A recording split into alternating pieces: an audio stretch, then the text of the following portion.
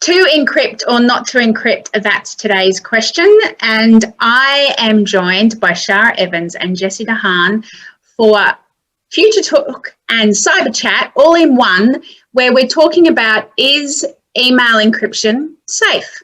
So Shara Evans is one of the world's top 50 futurists and one of the best female technology futurists in the world. And Jessie DeHaan is just a 2020 recipient of the 30 Under 30 Tech Awards. So high caliber speakers today, and we are talking about encrypted emails. So who wants to start? Well, I think I'll jump in and say, actually, what I really want to talk about is why email documents need to be encrypted as opposed to plain text emails, because in my view, anything that is sent over the internet, if it is not encrypted, it is sent to, I would guess, a minimum of 10 ISPs along the way from me to you, and maybe 100 or a whole lot more. And if the information is in plain text format, then it is stored and potentially read or hacked into at every single hop along the internet. So in my view, encryption, especially for sensitive information, things like, your birth date, your personal home address, financial data, anything that you want to keep secure, if you send it over the internet, from one person to another, if you don't encrypt it, then you're asking for trouble.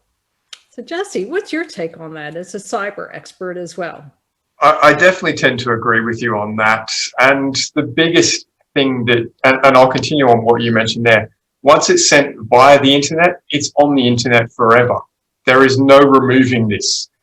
Yes, you can do your best to remove what you can see of the data, but there will always be a trace, there will always be a footprint of that email out there somewhere for someone to find.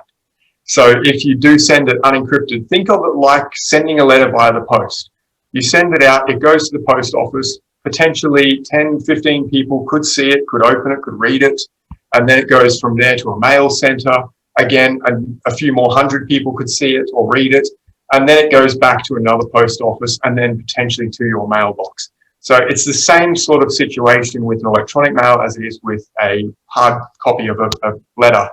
So yes, I would definitely agree with you. You need to encrypt email. And when you do encrypt email, don't send the password for the email in the same, for the encryption in the same email rather.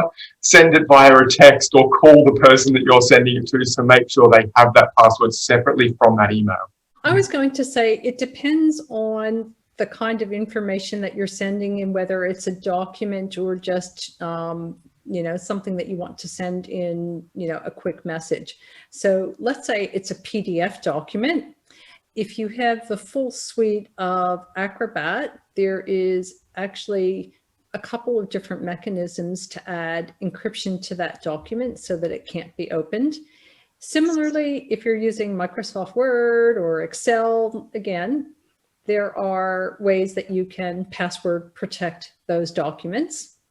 And that's a really simple way for people to use software that they already have to send a document that may be sensitive to a recipient that they don't talk to all the time. And that's really the problem. And Jessie, I'll get your comments on this in a second, is that if you're in a company and you have a company virtual private network, which is an encrypted network, that's a different story than sending email to people outside of your company virtual private network, which is an encrypted network, assuming it's put together correctly. But every time you send email to someone, randomly on the internet, it can be looked at by anybody. And unlike a post office letter, where you physically have to open an envelope and the envelope shows that it's been opened and read, when you send an email and it's been intercepted and read, there's not necessarily going to be any trace whatsoever that somebody has intercepted it and done something nefarious with the contents. Exactly right. And I agree 100% on everything you've said there. And that's why in organizations, a lot of them have things like firewalls, they have email gateways, they have spam filters. All of these are, in essential fact, a security guard at each different level to sit there and make sure that the mail that's coming through is, one, safe, two, is intended for you, and three, has not been tampered with on its path directly to you.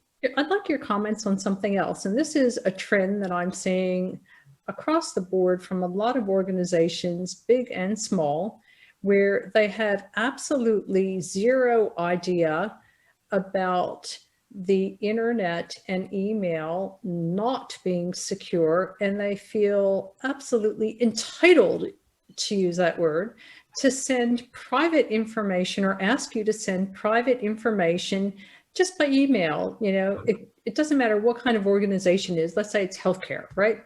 They might say, oh, just fill out, you know, your patient registration information and send it back to us by email, you know, fill in, you know, this PDF form. It's like, no, you're asking me to send you my birth date, my medical history, and everything else unencrypted.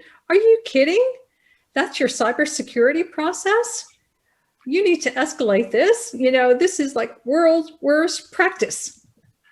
Exactly right. And look, the unfortunate thing with today's society is we do live in a digital world where everything is communicated through that digital environment. So we do always live with that element of risk, and we can never be 100% safe in this digital world that we're in today. So we can get to about 95% secure on what we do for our everyday life. So as you mentioned, sending medical documents back to our physicians, or contacting someone for just other sensitive information that is required. But the way we have to send that is we should be encrypting our emails either via our email gateway, our email client, or through the program that is being attached to that, so Word, Excel, PDF, whatever the case may be. And all of those functions, programs rather, have functions to be able to encrypt all of those emails. And then you can dictate what password you're actually setting for those emails as well. So setting a separate password for every single email is the best way to do it. That is the key thing. If you can't do that, then obviously pick the phone up and call the person. That is the most secure way. Talk directly to them rather than sending it back via a digital copy over the internet for everyone to see. There are other options like virtual private networks, firewalls, spam filters, all of these sort of things. But as an individual in today's digital world, the best and most secure way is pick up that phone if you're unsure and call the person directly. Yeah, and the other thing I would add, I agree with you completely, but for large companies, you know, it doesn't matter what industry they're in, if they are expecting customers to send highly sensitive data to them, or they wish to send information to the client, my recommendation is that they send an email that says, log into your portal through your normal means that you have bookmarked and download, you know, such and such, or upload such and such, and do it when you see the HTTPS lock only to make sure at least that part is encrypted.